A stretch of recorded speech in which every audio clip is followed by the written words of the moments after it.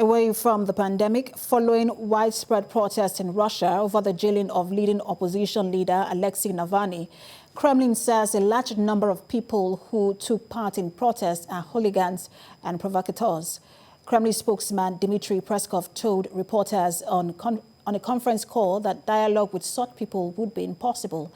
Riot police broke up protests across Russia on Sunday in support of Kremlin critic Alexei Navalny, detaining more than 5,000 people who had braved the bitter cold and the threat of prosecution to demand he be set free. In a massive show of force, police imposed a sweeping security lockdown in Moscow. And global affairs analyst Kunle Falowo joins me for more on this. Good to have you join us, Kunle Falowo. When you look at what has been playing out in Russia with the detention of Alexei Navalny, that has whipped up public sentiments followed by protests. How big of a threat is this to Putin's power? Well, Prime Minister Vladimir Putin is very powerful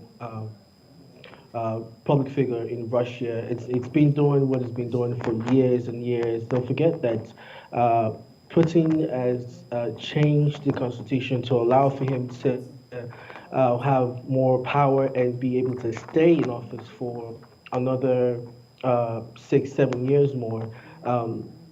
This is another public cry by the protesters, which happens to be one of those things that we see on almost a regular basis, but particularly this is very different because of the fact that, like you rightly said, it was a bitter cold. It was -10 degrees, meaning that you literally can't even feel your hands. Now, for people to come out in thousands to come out to protest things that they don't like, it speaks volumes. And then, yes, it's an international cry for freedom because Navalny is one of the foremost opposition leader in Russia who was almost poisoned midsummer 2020. But this isn't one of the fight that will be easily won. There will be a need for more international cooperation and international condemnation for the Russian oligarchs to actually come through and release Navalny. Talking about international cooperation, Russia and the U.S. have always had a very contentious relationship. Where does this leave President Biden? Well, President Biden had come out to condemn the arrest of Navalny. It's a violation of his fundamental human rights. The Russian oligarchs, they have come out to accuse the Biden administration of grossly interfering with its domestic politics. And it's a back and banter kind of thing.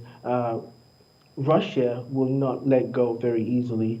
And then the U.S. government will still need to not treat Russia with kid gloves because it's a very strong opposition. There are so many cases of violations of human rights in Russia, and then the U.S. government, because of the virtue of the most powerful country in the world and one of the foremost democratic governments in the world, will have to come up and, in strong terms, just not only condemn what's happening in Russia, and there has to be some policies and punitive measures to let them know that what they're actually doing is wrong. The U.S. has been sanctioning China for as long as, Russia rather, for as long as we can remember. That has not had any impact. In fact, we seem to see President Putin, gaining more power within that country. If the U.S. was to cooperate with some European countries, those countries are closer to Russia in terms of business relations, would that have any impact? Well, that's a good way to look at it, but we have to look at some other antecedents, like, for instance, the EU deal, which kind of separated so many European countries, the corporations, is really on a different level now with the pandemic and the global pandemic. So there's so many dimensions to it.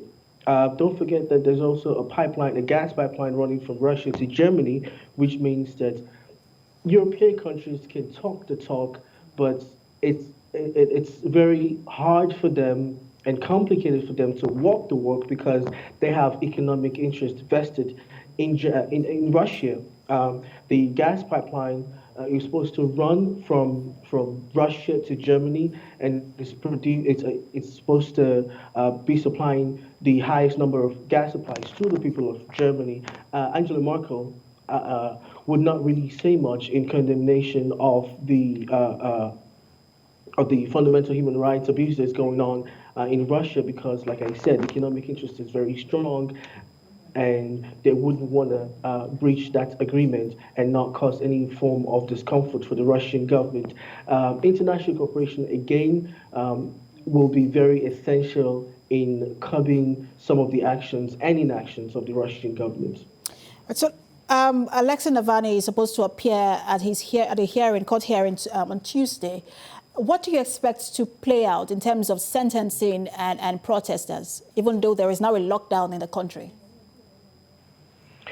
Yes. What is expected to happen is uh, the Russian government will have to show some form of control over this Navalny case because if we look at it, the international community is closely monitoring and watching what's going to happen to Navalny.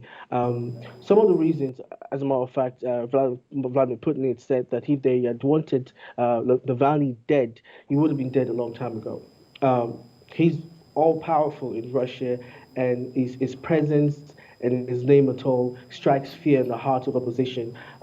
He will have to handle this case very firm and very delicate because of the international connections that Navalny has and the international cry out and condemnation that he's been getting so far. So we're yet to see what's going to play out, but it's a developing story, and we will continue to follow it because some of the confidence that Navalny has is he knows that when he goes back to Russia, it'll be difficult for Putin and his people to get rid of him because of potential international outcry.